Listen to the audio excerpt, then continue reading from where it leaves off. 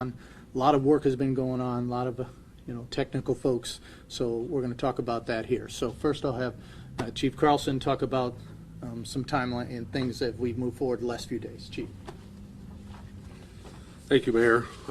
As Mayor Matson said, my name is Mike Carlston. I am the Fire Chief of the Davenport Fire Department. Last time I was in front of most of this group was Tuesday. I just want to kind of give an update with Davenport Fire Department and what our plan has been working since that point. Since that point, we have continuously, since this event has happened, we needed to work on securing specialized teams that could come and help us with the recovery efforts.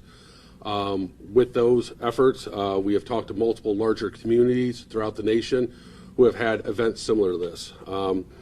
Almost daily, we have had phone calls with Miami-Dade, their fire department, and some of their city staff, just so that we can try to learn from lessons in other communities and make sure that we are doing things in according to the protocols that are established and best practices for this type of event. We have assembled a qualified team of specialized experts. We will have a representative from that team have a conversation with us here in just a minute. And these specialized experts are not only the state task force team from the Cedar Rapids Division and also from the Sioux City Division. We have plans in place to expand beyond their capabilities or timelines as needed. And we also have secured a specialized recovery team that can help with our USAR team to deconstruct the building so that we can actually continue our search throughout the building. Other items that we've been working on is we've had some challenges with the utilities and the infrastructure in the area. On the backside of that facility where we had potential failure from the building, Mid-America had a 13,000 volt transformer back there. For us to continue with some of our shoring efforts that we have done to try to secure the building, we had to make sure that we eliminated that transformer and take that out of the circuit. And for them, it took several days. That did not just control electrical control to that facility, but also portions of the downtown area. We finally got control of that building or control of that electrical equipment as of last night. And at that point, we were able to allow our search and rescue team to move forward some of their operations. I'll let the chief come up and kind of explain some of what his team has done since they've been on scene here since yesterday. So now we'll have Chief Halloran from the Cedar Rapids Division for the Task Force 1. I can express my thanks for your team and all the folks that are part of that from all the different parts of the state. They were here early on Sunday, and they've continuously been in contact and working with us. So, Chief, please, I appreciate your time. Good day. My name is Rick Halloran. I'm with the Cedar Rapids USAR Division as the USAR Chief. Yesterday afternoon, Iowa Task Force 1 was mobilized through the request through Davenport's Incident Command Team to provide assistance through the Iowa Department of Homeland Security and Emergency Management for a comprehensive urban search and rescue team. Iowa has two divisions of a task force team. One is based in Cedar Rapids and one is based in Sioux City. Both were mobilized yesterday as soon as possible to show up on site. In total, we have just under 50 people right here from the team. We are tasked with completing the recon of the building to search for survivors and those that may have been presumed to have perished inside the collapse. That search was completed before sundown last night. That has allowed us to move to the next phase of our mission, securing the building for control and recovery. Iowa Task Force 1 has installed exterior shoring on the walls deemed unsafe by our engineers. We are continuing to work with on-site commanders to provide search and rescue recovery capabilities in accordance with their needs. Iowa Task Force 1 will remain on site and will be engaged with this process, helping out the Davenport's command structure. Can you spell your first and last name? Well, hold on, sir. Okay, good, Chief. Yeah, my first name is R-I-C-K. Last name is Halloran, H-A-L-L-E-R-A-N. Thank you, Chief. Okay, so I'll take a few questions. We'll take a few questions today. Please raise your hand. I'm only going to go to you once. So I'm going to start middle and go left to right. Okay, Sarah. And whoever you need to. Why did the yesterday to activate this, task force? We did. And the question was, why did the city wait? Why did the city wait to activate the task force? I can tell you that I was on the phone. We have formal processes in place. The request was made on Wednesday. I have talked to the chief throughout the incident, and we had some groundwork and some things that we had to do and get in place before we could get the team back to actually do it. The first 24 to 36 hours that we were there, the building was in a constant state of motion, and we had to allow the building to settle a little bit before we could actually formalize on a solid plan that we could move forward and have their team come back to actually move forward. Until we worked on some of the pieces on our side, there wasn't much we could do with their team in that downtime. Is there anything else you want to add, Chief? But you were here. Yes, sir. They were here Sunday night into Monday. Okay, thanks, Chief. Yeah. Hi, we appreciate that context, but the search for survivors was called off. And so for families, it does feel like there was a lag period that was avoidable. Could this search have been started sooner? You were here Sunday. Yeah, so we were here Sunday. We did do searches. This is a really dynamic situation, not just for the city of Davenport and the state, but all across the country. This is a large-scale event.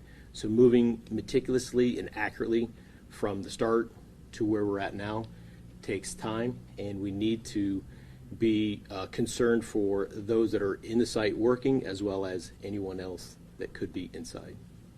Thank you, Chief. Okay. Anybody else? Ma'am, sorry. Sorry. I'm just wondering a little bit about if you could describe the process of what your team does within the building. The process description of the team. Like specifically tearing down doors, possibly walls, those kinds of things, utility closets. I mean, which areas are you going into? Which areas do you avoid, and how do you go about that? Yeah, really good question. We do what the building tells us to do. This building, as I've stated, is very dynamic. As the temperature rises up and down during the day, this building is expanding and contracting. So it's talking to us. It's telling us what it wants to do. So you mentioned utility closets or doors. Yes, we might have to go into them and look. Some of it is as much as we want to, we can't because the building's not letting us, or it's just too unsafe to do it without waiting to install shores. Some of that shoring we can do by ourselves, but to do some of the exterior shoring, we have to wait for utilities. Otherwise, we put pins down through the floor and pins into the wall. We could electrocute somebody. Now we've just made a really tragic situation worse. And so that's why you have to be so diligent and cautiously move forward in a step-by-step process throughout where we're sitting right now. You mentioned the weather. One more. Does the water from the rain last night affect the building and what it's telling you? Potentially, it depends on how much it's going to rain. Okay, going back this way, sir. Just to clarify, are you guys saying that the conditions didn't allow you guys to search from Monday afternoon to about Thursday morning, or was that a decision not to search between that time? So you can tell you, but the only day that someone wasn't searching in the building was Wednesday. And I mean the full urban search and rescue team that left Monday afternoon. Was that a decision, or was that the conditions of the building? Y'all hear the question? We have been in contact. We've coordinated our efforts with the actual USAR team to make sure that our efforts are in coordination with what their efforts are. We did have personnel searching the entire safe area that was deemed safe on Tuesday. Monday, the building was still in motion, and from the structural engineers we had in their evaluation, it was unsafe for us to go in at that point. Again, as it was stated, this is a very dynamic situation, very fluid. We are doing the best we can to balance the building conditions and the safety of our responders. And so typically, when we have responses like this, we focus on trying to get there in minutes or hours is how we time things. Unfortunately, something this large, we're looking at days and weeks of how we have to do things because it's a very thoughtful process that we have to move through and look at all the what-ifs before we make decisions. And I know that doesn't answer everything, but it's where we're at. Sir? Mayor, I have a two-part question for you.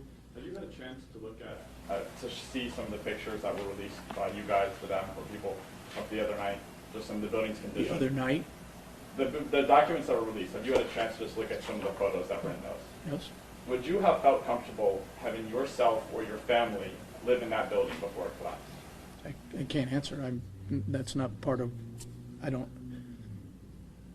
terribly upset and sorrowful on what happened. My head has been in a lot of places. The condition seems of concern, but I wasn't inspecting it. And all we can do is try and do the best we can, so. Sir, and then ma'am.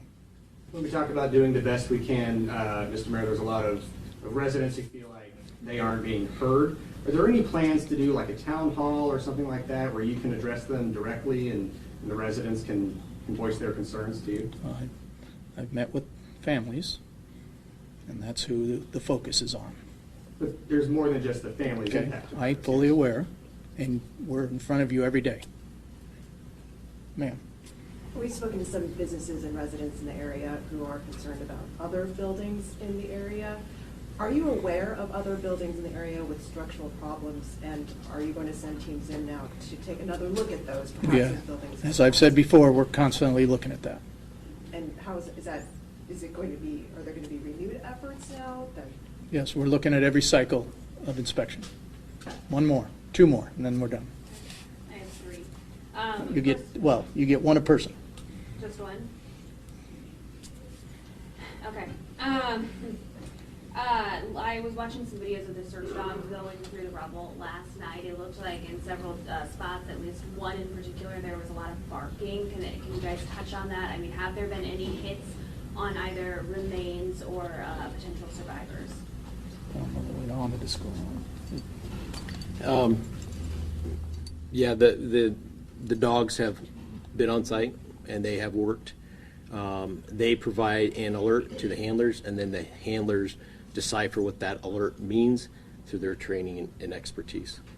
Have they had any solid hits? They've had alerts that have given the handlers information to ascertain what that is. Canines are fantastic. They do wonderful things for us. Canines, like everybody, can be oversaturated at times, and so it's really hard to decipher after, because they get stressed too, just like we do. I mean, a lot of us probably have pets, and so we can understand when animals are stressed, and so as the dogs give alerts, the handlers then decipher those alerts, best decided upon the environmental conditions that they're working in. Thanks, Chief. Going back to other buildings in the area, is there any kind of a timeline of when there might be inspectors sent or Not at this- assurances made to folks that are living or in businesses in those other buildings? Timeline of inspection, not a timeline today, but we are constantly, like this whole tragedy, we're constantly evaluating where, when, and what do we send and how we do that. Okay, last one. Has anything been recovered as far as human remains or anybody found? We can't disclose that yet. Just one That's- more, sorry, just one more. Could this have? Last one. Would you have launched this sooner? We launched it Sunday. Thank you for your time. Update. Weekend There news there will be no conferences? more scheduled. If there's some significant update that we need to provide, either it will be provided in writing, or we will call you. But there is no scheduled update here till Monday. Monday at 10. But if no there- 2 p.m. No 2 p.m. today. The next scheduled one Is is Monday. Monday at 10. Yep. And if something happens that we need to get If there's information out to something our- significant, we will get in touch with you. Thank you.